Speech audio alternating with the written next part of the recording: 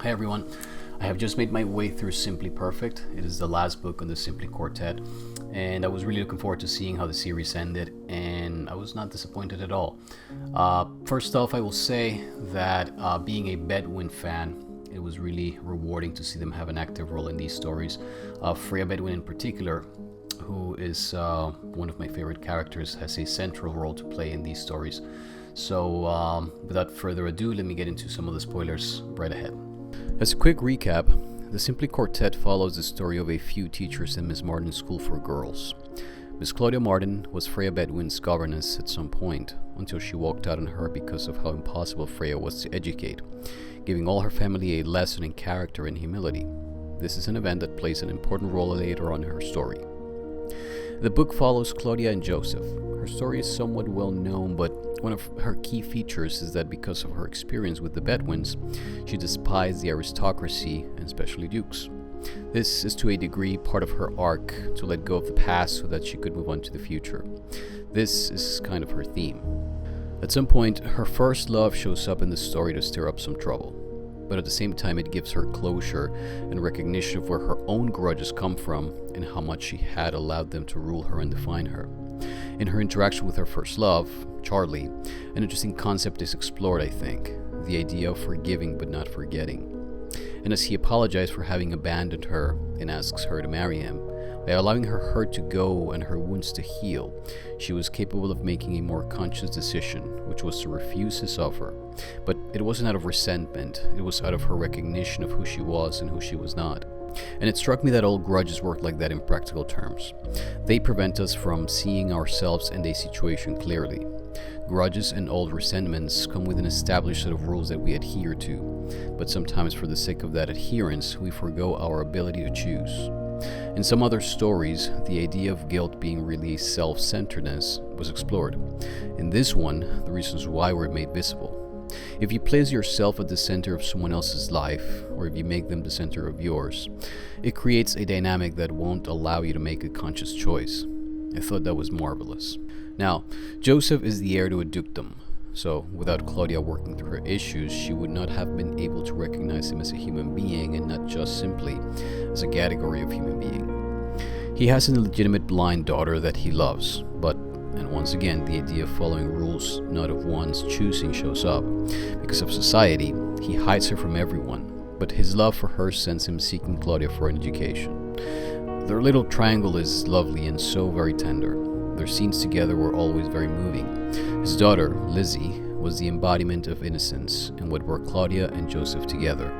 It was what gave them a chance to fight for themselves individually and for one another, and it provided them with the basis for what their future life together would bring, as after their marriage, they sought to open up a school for disabled children. But it was another way to show the betrayal of something pure and innocent, or rather, something authentic.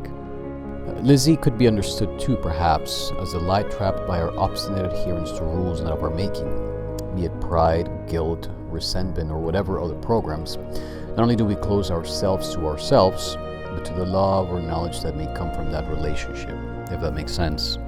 In the end, Lizzie was enough for Joseph to escape a marriage to a truly cold-hearted creature. Claudia was such an endearing character, strong and mature, and I truly love stories about older characters.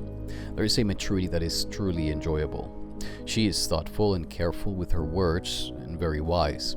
Her entire character was built upon the idea of going after our goals, or dreams, with faith in life or the universe. At some point, she says something along the lines of, "Life is a collection of dreams, and the trick is to know when to let some of them go without growing bitter at life's disappointments, and when to stop chasing them so as to actually live life. Life is generous once one has decided to take a positive course, and will continue to open new doors in that direction, provided one is brave enough to keep on walking through them instead of choosing to remain on the familiar wrong side of a door. Life will continue to provide opportunities for us should we have the will to carry on a positive path." And that was brilliant. Put another way, once you choose a direction in life that you know in your heart and mind to be positive, life will continue to open doors for you. And it is up to you to walk through them, despite how scary and how certain disappointment may be. and our progress is truly limited by our choices and our capacity to continue to accept the path drawn before us by the choices we've made thus far.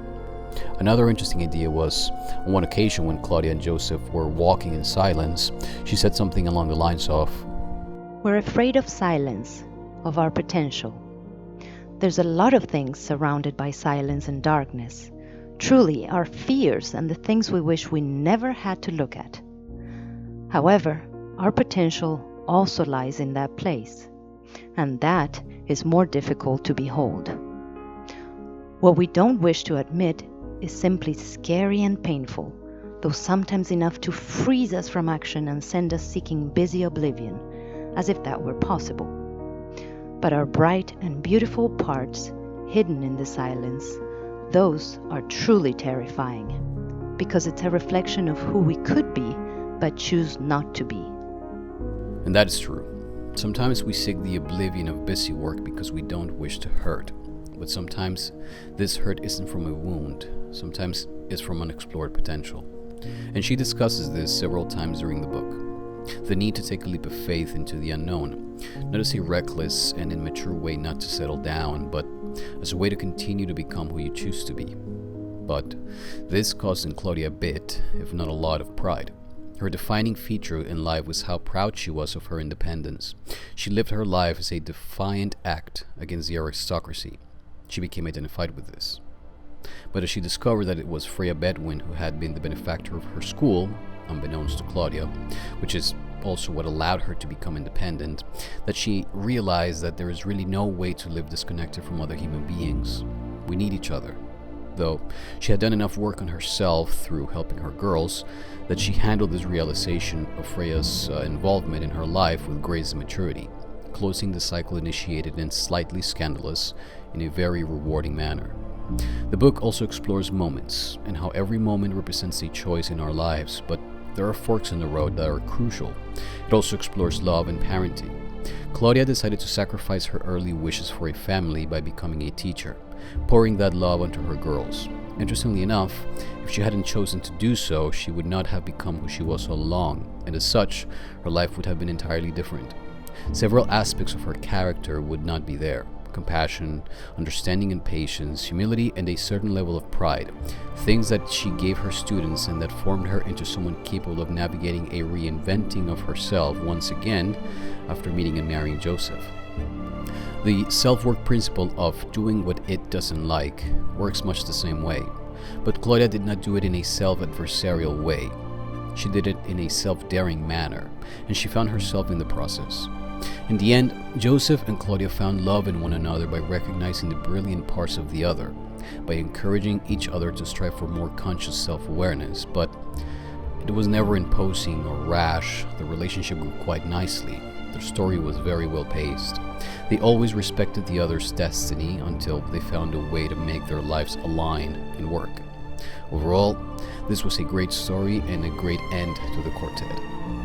Thank you guys for watching that. If you liked it, make sure you click like and subscribe, and you can share this with your friends. I'll see you guys next time. Bye.